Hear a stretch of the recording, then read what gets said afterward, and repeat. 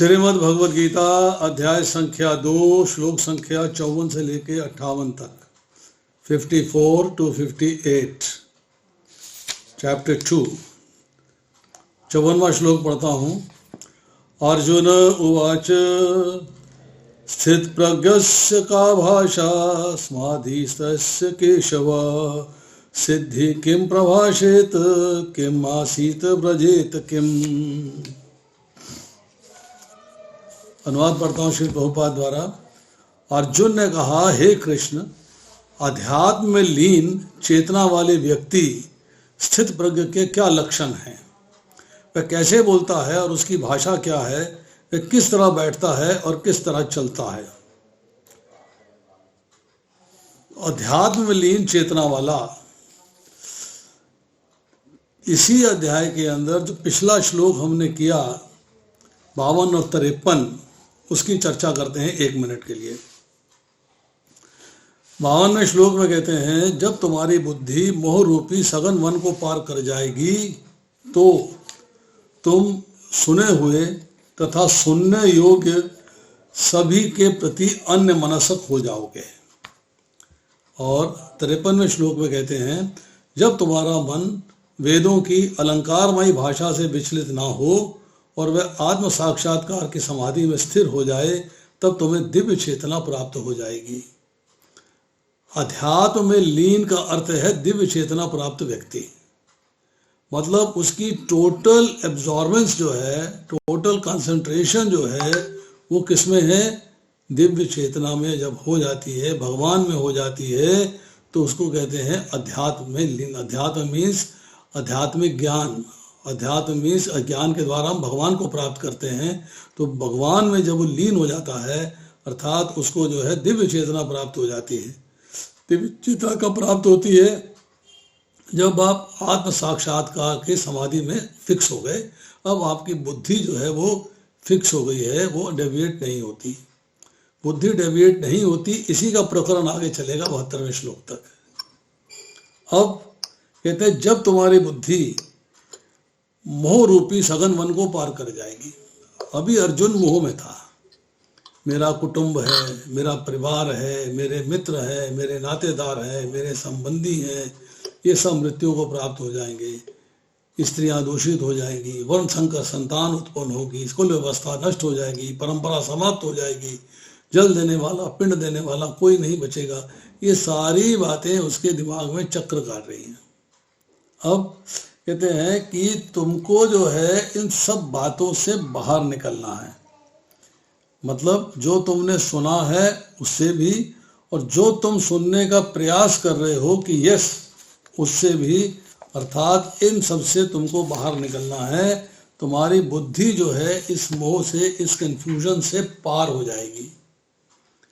जब पार हो जाएगी तब क्या है, जो तुमने सुना है पास्ट में, वो जो अब सुनोगे वो, उसके प्रति हमारा कंसंट्रेशन नहीं होगा। कंसंट्रेशन उसी बात पे होगा जो मैं कह रहा हूँ, जो मैंने कहा है, जो मेरा आदेश है, उसी पे कंसंट्रेशन होगा। अब विचलित कैसे होता था? भगवान ने उसमें आधा सेंटेंस ऐड कर दिया, जब तुम्हारा मन वेदों की अलंकारमयी भाषा से, कि वेदों में जो ज्ञान दिया गया है पहले 80,000 श्लोकों में, कर्म कांड का, भौतिक ऐश्वर्य का, भौतिक सुख प्राप्त करने के साधन बताए गए हैं, देवी देवता किसकी पूजा करनी गई है वो बताया गया है, आराधना कैसे करनी है वो बताया गया है, और आपको जो है मंत्र दिए गए हैं अपना सुख भोग प्राप्त करने के लिए इस भौतिक संसार में। उससे विचलित नहीं होना है। अब तुम्हें कंसंट्रेट करना है किस पे, कि अब मैं निष्काम भाव से कर्म करना बता रहा हूँ। यदि उस भाव से कर्म करोगे तो कर्म के बंधन से मुक्त होकर मेरे पास आ जाओगे। कंसंट्रेशन होनी चाहिए, मुझे कर्म के बंधन से मुक्त होना है और भगवान के पास जाना है। अब आदमी क्यों नहीं जा पाता? इसलिए नहीं जा पाता कि उसकी बुद्धि जो है स्थिर नहीं होती। उसकी बुद्धि स्थिर नहीं होती, बुद्धि भटकती रहती है, क्योंकि मन बुद्धि को अटकाता रहता है। यही चर्चा आएगी आगे श्लोकों में। मन जो है जब विचलित होता है तो बुद्धि विचलित हो जाती है, और बुद्धि मन को फॉलो करती है, और मन इंद्रियों को फॉलो करता है। एक रिवर्स प्रोसेस चालू हो जाता है। प्रोसेस क्या है?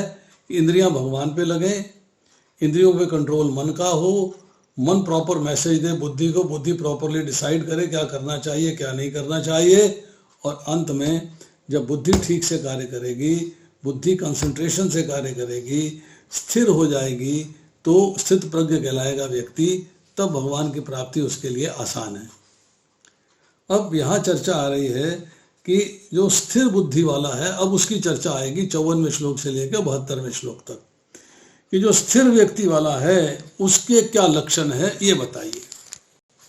अर्जुन ने प्रश्न किया कि जो स्थिर व्यक्ति वाला पर्सन है उसको किस भाषा से जाना जाता है।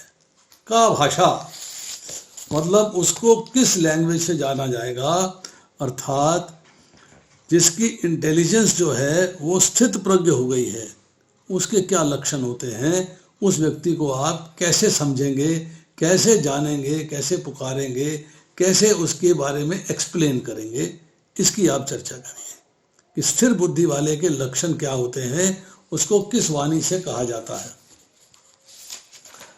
प्रभुपाद जी लिखते हैं कि जिस तरह रोगी अपने रोग के लक्षणों से रुग्ण जाना जाता है या विद्वान अपने गुणों से विद्वान जाना चाहता है, उसी तरह कृष्ण की दिव्य चेतना से युक्त व्यक्ति अपने विशिष्ट लक्षणों के द्वारा जाना जाता है, और इन लक्षणों को भगवत गीता से जाना जा सकता है।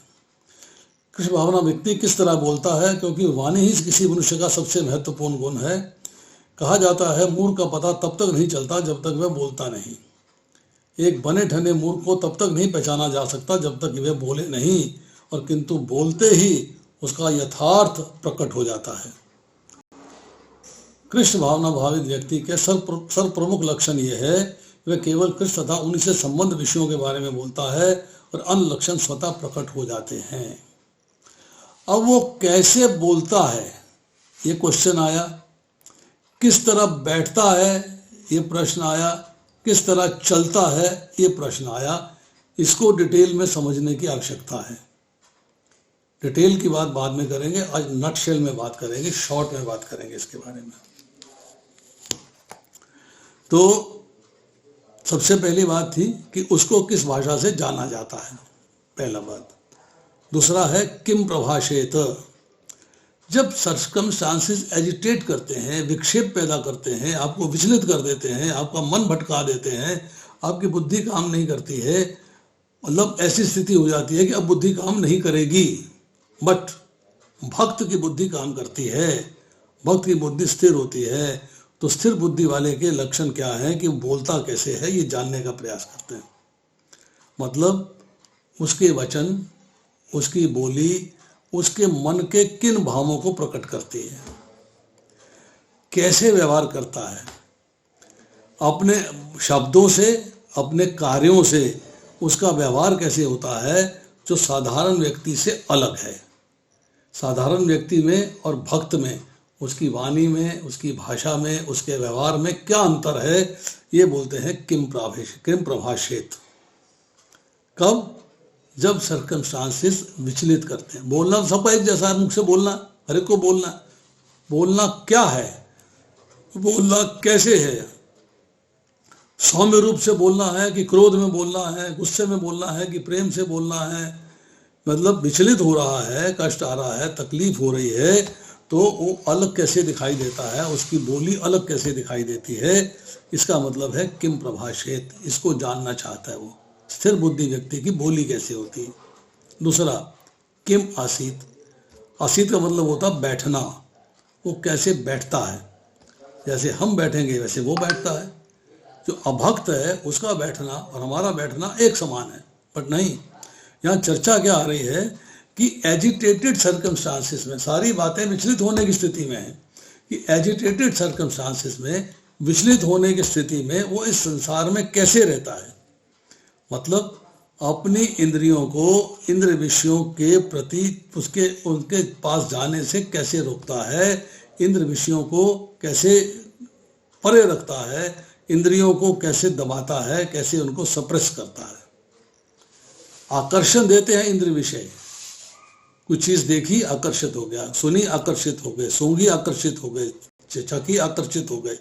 तो वो आकर्षण से कैसे बचता है, ये that how will he remain still suppressing, उनको कैसे सप्रेस करता है, कैसे दबाता है, कैसे इंद्रियों को वश में रखता है। किम आसीत। अब लास्ट है इसके अंदर वर्जेत किम, कैसे चलता है, अर्थात उसका आचरण कैसा है, उसका व्यवहार कैसा है, अपनी इंद्रियों को इंद्र विषयों से किस तरीके से हटा लेता है वो, कैसे।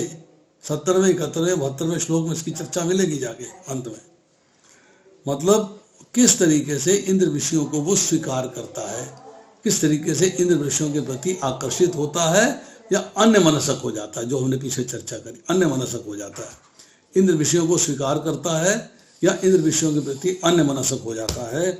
मतलब वो क्या करेगा, उसका आचरण कैसा होगा, उसका व्यवहार कैसा होगा, इसका मतलब है कि वो चलता कैसे है, इस बात की चर्चा आ रही।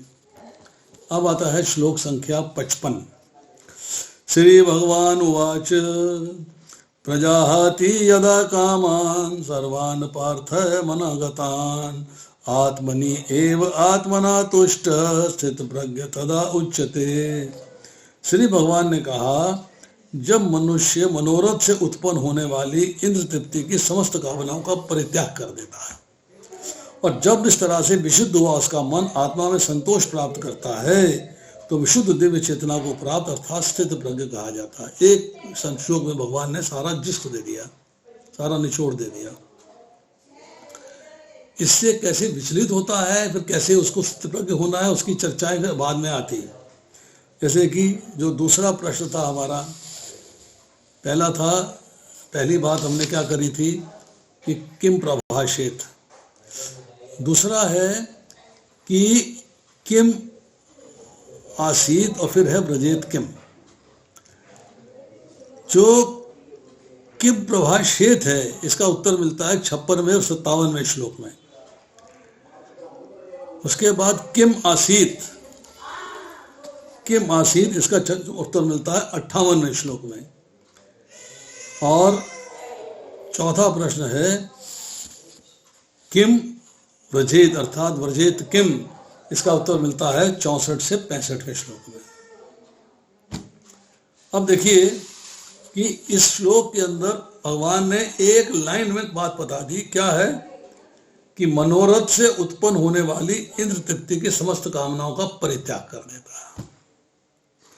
अब उसको भोग विषय के प्रति कामना नहीं है, सेंस ग्रेटिफिकेशन की कामना नहीं है, इंद्र तृप्ति की कामना नहीं है। जो उसके मन में बातें उठ रही थी इंद्र तृप्ति करने की, भोग ऐश्वर्य की, इन सब की कामना अब समाप्त हो चुकी है। अब उसको इनकी कामना नहीं है। अब कामना क्या है कि किस तरीके से मैं भगवान की सेवा में लगूं, ये कामना है उसकी, ये उसकी डिजायर है। अब कहते हैं जब इस तरह डिजायर करता है, ज्ञान प्राप्त करता है, उस ज्ञान के मार्ग पे चलता है, तो उसका मन शुद्ध हो जाता है। Purification, this purification of mind. हृदय शुद्ध जब हो जाएगा तब वो ठीक रास्ते पे चलेगा, ठीक से सोच पाएगा, ठीक से कार्य कर पाएगा और ठीक से डिसीजन ले पाएगा। Means he will use art of discrimination very well.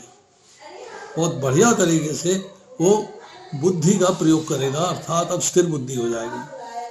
अब कहते हैं जब इस तरह से विशुद्ध हुआ उसका मन आत्मा में संतोष प्राप्त करता है।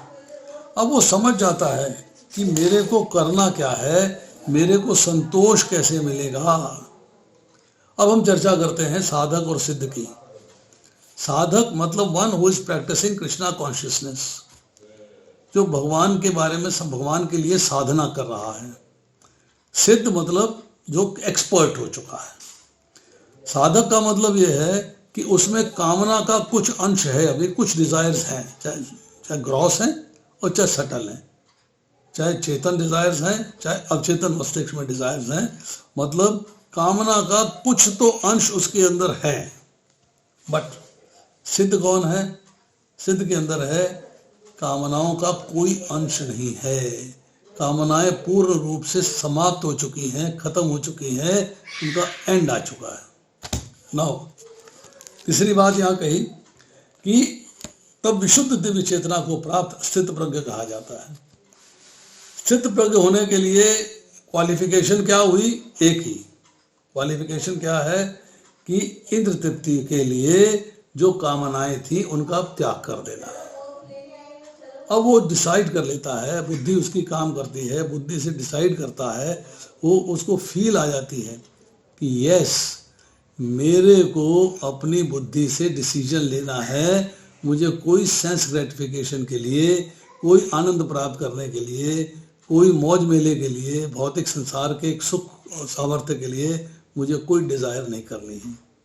मेरी डिज़ायर सिर्फ एक ही रहेगी, हे ठाकुर जी, हे भगवान, हे कृष्णा, आपकी सेवा में किस प्रकार मैं लगूं, किस प्रकार मैं आपको प्रसन्न कर सकूं, किस तरह आपकी सेवा में लग के आपके आदेश का पालन करके मैं इस मृत्यु आने पर आपके धाम वापस आ सकूं। अब उसकी जो है डिज़ायर, उसकी चेतना इसमें स्थिर हो जाती है, क्योंकि प्रभुपाद कहते हैं यह भक्ति उसे दिव्य चेतना प्राप्त करने में सहायक होगी। अत्यधिक उन्नत जीवात्मा महात्मा अपने आप को परमेश्वर का शाश्वत दास मानकर आत्मतुष्ट रहता है, सेटिस्फाइड कि मैं भगवान का दास हूँ, भगवान मेरे स्वामी हैं और मैं उनका दास हूँ। ऐसे आध्यात्मिक पुरुष के पास भौतिकता से उत्पन्न एक भी विषय वासना फटक नहीं पाती, तो उसको जो है अपनी सेंस ग्रेटिफिकेशन की सारी डिजायर्स को समाप्त करना है। इसके बाद आता है श्लोक संख्या 56। दुखेशु अनिद्विग्न मना सुखेशु विगित स्पृहा वीतराग भय क्रोधा सिद्धि मुनि उच्चते। जो त्रय तापों के होने पर भी मन में विचलित नहीं होता अथवा सुख में प्रसन्न नहीं होता, जो आसक्ति भय तथा क्रोध से मुक्त है, वह स्थिर मन वाला मुनि कहलाता है। या प्रभुपाद जी मुनि शब्द कर सकते हैं वह जो शुभ चिंतन के लिए मन को अनेक प्रकार से उद्वेलित करे, इस तथ्य पे ना पहुंच सके। कहा जाता है प्रत्येक मुनि का अपना अपना दृष्टिकोण होता है, तब तक एक मुनि अन्य मुनियों से भिन्न ना हो तब तक उसे वास्तविक मुनि नहीं कहा जाता। यहाँ पे चर्चा आ रही है, न चासा वर्षे यस्य मतम न भिन्नम, किंतु उस जिस सिद्धि मुनि का भगवान ने यहाँ उल्लेख किया है वह सामान्य मुनि से भिन्न है। सिद्धि मुनि सदैव कृष्ण भावना हो देता है, क्योंकि वह चिंतन को, सारा चिंतन जो है उसको पूरा कर चुका होता है। अब देखिए यहाँ पे 56वें श्लोक में आ रही है चर्चा। पहला है वीतराग भय क्रोधा। राग क्या है? राग। भय क्या है? क्रोध क्या है? इस वस्तु को समझना है, इस कार्य को समझना है। राग का अर्थ यह है कि सांसारिक जो वस्तुएं हैं, सांसारिक जो पदार्थ हैं, उसका अट्रैक्शन, उसका आकर्षण, उसका रंग मन पे चढ़ गया, मन उनके प्रति आकर्षित है, तो आपका संसार में राग हो गया। भगवान में राग नहीं हुआ, संसार में राग हो गया। भय, डर। आपको किस बात का डर है? मुझे डर है कि सांसारिक प्राप्त जो मुझे पदार्थ प्राप्त हैं, सांसारिक वस्तुएं जो मुझे प्राप्त हैं, मेरे भौतिक सुख ऐश्वर्य के लिए, वो मुझसे छिन ना जाए, वो मुझसे दूर ना हो जाए, विघ्न ना पड़ जाए मुझे भोग ऐश्वर्य में, इसका डर रहता है। अक्रोध, अगर वो सांसारिक वस्तुएं प्राप्त नहीं हो पाती हैं, व्यक्ति जो है निर्बल है, उनको प्राप्त नहीं कर पाता है, भोग पदार्थों की आकर्षण तो है परंतु प्राप्ति नहीं हो पाती है, तो क्रोध आता है। तब उसको जो है उससे क्रोध आता है। अब सवाल ये है कि सांसारिक वस्तुओं का राग दूसरे अध्याय में कहा गया है, अध्याय तो विषयान पुंसज की चर्चा आगे जाके आएगी। संग तेषु उपजायते, कि जब व्यक्ति का इंद्रियों का इंद्र विषयों से संपर्क हो जाता है तब उसकी उसमें आसक्ति हो जाती है, आसक्ति से कामना होती है, कामना से कर्म होता है। अब यहाँ सवाल ये है कि कामना के भेद क्या हैं? डिजायर के भेद क्या हैं? यहाँ पे हमें बताया गया कि मन से उत्पन्न सारी इच्छाओं को त्याग करना। तो इच्छा मतलब कामना। कामना का भेद क्या है? नंबर 1, राग और द्वेष से पैदा होने वाली सूक्ष्म कामना अर्थात एक सटल डिजायर है जो सबकॉन्शियस माइंड में रहती है, जिसको वासना कहते हैं। अनुकूल पदार्थों का बना रहना और प्रतिकूल पदार्थों का नष्ट होना, ये मेरी कामना है। Things which are not desirable to me, they should not, मुझे मिले और ना मेरे पास हो तो चली जाए, मुझे कोई फायदा नहीं उनका।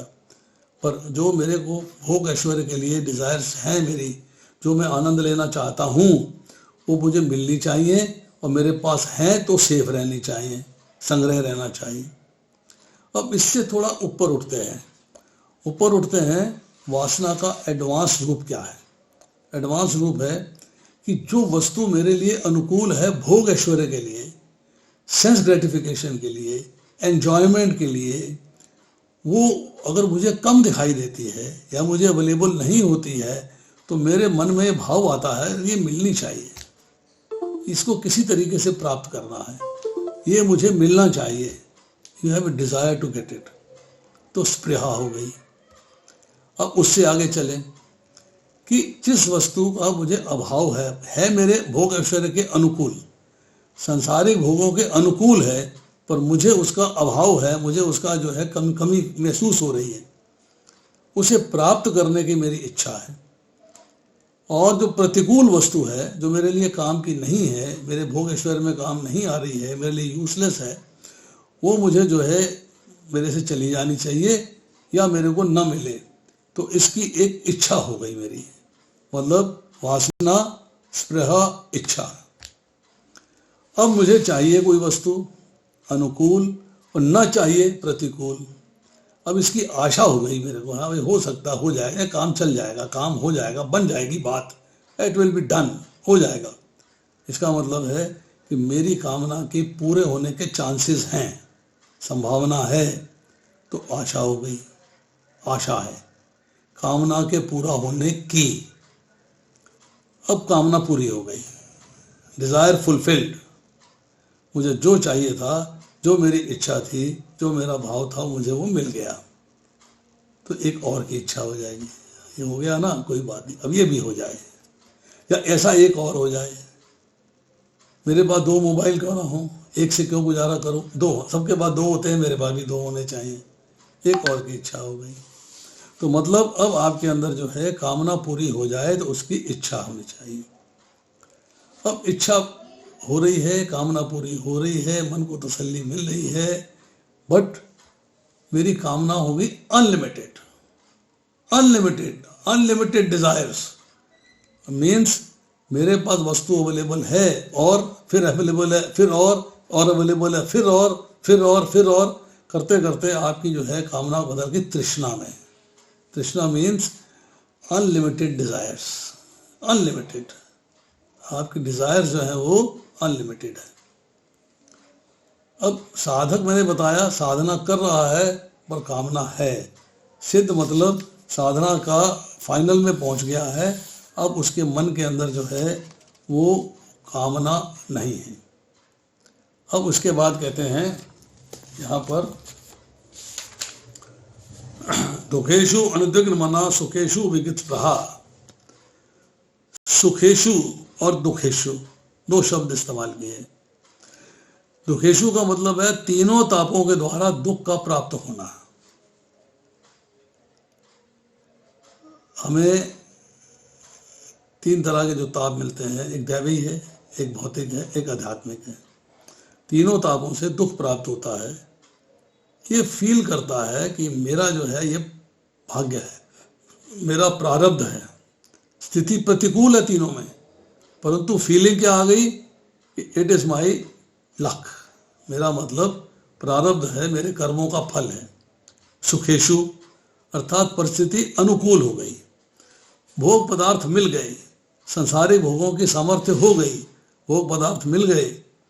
अब ये मैंने सुख की कामना नहीं करी थी तो मुझे मिल गया है, ये भी प्रारब्ध है, तो सेस नो जुबिलेशन।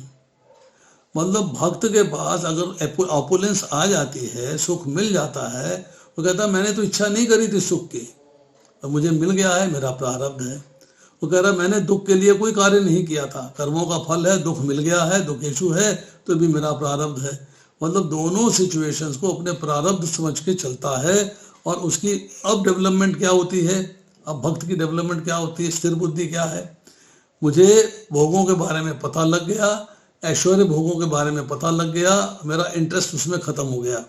वीतराग मतलब अब मेरे भोग पदार्थों में आसक्ति नहीं है। I have got no desires to fulfil my sensory enjoyments.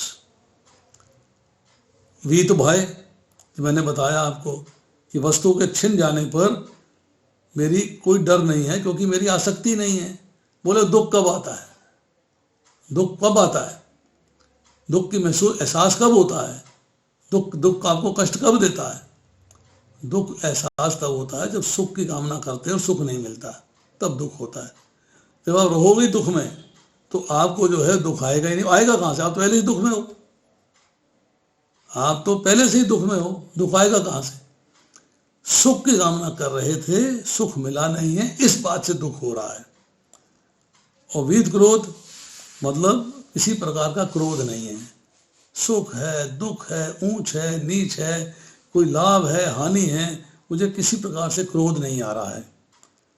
अब किसी कमजोर वस्तु ने मेरी कोई चीज़ छीन ली, या मुझसे कोई ले गया, या मेरे से गलत व्यवहार कर दिया, तब भी मुझे उस पर क्रोध नहीं है, क्षमा है। इसका मतलब है कि अब मैं जो है वीत राग, वीत भय, वीत क्रोध के लेवल पे आ गया। अब आज का आखिरी श्लोक है, श्लोक संख्या 57। ये श्रवत अनभिः स्नेहे तत् प्राप्स्यो शुभम नाभिनन्दति न द्वेष्टि तस्य प्रज्ञा प्रतिष्ठिता। इस भौतिक जगत में जो व्यक्ति ना तो शुभ की प्राप्ति से हर्षित होता है, ना अशुभ प्राप्त होने से घृणा करता है, वो पूर्व ज्ञान में स्थिर होता है। गुरुबाजी लिखते हैं कि भौतिक संसार में उथल पुथल होती रहती है, उसका परिणाम चाहे अच्छा हो चाहे बुरा, या उथल पुथल से विचलित नहीं होता। वह अच्छे शुभ या बुरे अशुभ से अप्रभावित रहता है, उसे कृष्ण भावनामृत में स्थिर समझा जाना चाहिए। अब देखिए, एक समान रहना, निर्विकार रहना, प्रतिकूल परिस्थिति हो तब भी और अनुकूल परिस्थिति हो तब भी, दोनों में उसको एक समान रहना है। कोई स्पेसिफिक अफेक्शन अट्रैक्शन नहीं है फॉर एनी लिविंग एंटिटी। जो सब जगह से स्नेह रहित है, जिसकी किसी में शरीर, मन, बुद्धि, स्त्री, पुत्र, मकान, प्रॉपर्टी, फार्म हाउसेस, कोई भी भौतिक ऐश्वर्य की वस्तु है, उसमें उसकी आसक्ति नहीं है। भोग पदार्थ मिल गए तो बड़ा हो गया, नहीं मिले तो मारा गया, ऐसा शोक या हर्ष नहीं करना है, शोक या हर्ष नहीं करना है। अनुकूल परिस्थिति आई तो वाणी से, शरीर से प्रसन्नता, उत्सव, मतलब आनंद ले रहे हैं, एंजॉय कर रहे हैं, एक्सपोज कर रहे हैं अपने आप को। प्रतिकूल आई तो दुख है, खिन्नता है, एक बोरा चेहरा बना लिया, ये क्या हो गया, कैसे हो गया, किस तरह होता, ना होता तो अच्छा होता था, ये परिस्थिति समाप्त हो जाए। हर परिस्थिति को भगवान का प्रसाद समझ के ग्रहण करना है, क्योंकि वो आपके कर्मों का फल है। जिस दिन ये कर्म मीमांसा समझ जाएंगे, कर्मों के फल की परिभाषा समझ जाएंगे, बात क्लियर होनी शुरू हो जाएगी। अब स्थित प्रज्ञ होने का मतलब है ना तो अभिनंदन करना है और ना ही घृणा करनी है, सदा निर्लिप्त रहना है, एक समान रहना है, निर्विकार रहना है। तस्य प्रज्ञा प्रतिष्ठिता मतलब बुद्धि प्रतिष्ठित है, बुद्धि स्थिर हो गई है, वो प्रतिकूल परिस्थिति से या अनुकूल से विचलित नहीं होती, समभाव से रहती है, निराकार भाव से रहती है, निर्लिप्त भाव से रहती है। साधन अवस्था की सिचुएशन क्या चाहिए, वह सात्विका बुद्धि, जो हमने पहले चर्चा करी है 41वें श्लोक में, कि बुद्धि अब जो है परमात्मा में अचल। व्यवसाय क्या हो गया, भगवान की सेवा, भगवान में अपने मन को लगाना, ये मेरा बिजनेस हो गया, मेरा व्यवसाय हो गया।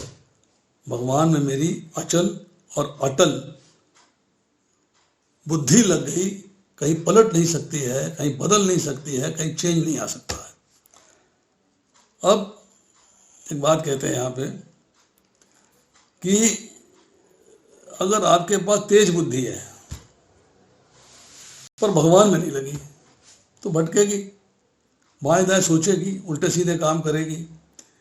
भगवान से बुद्धि प्रतिष्ठित कब होगी? जब आप बुद्धि को भगवान की तरफ लगाना शुरू कर देंगे, तब स्थिरता आनी शुरू हो जाएगी। तब आपको पता लगेगा कि यस, मेरी बुद्धि जो है प्रतिष्ठित हो गई है, अब मेरी बुद्धि जो है ठीक मार्ग पे चलनी आरंभ हो गई है।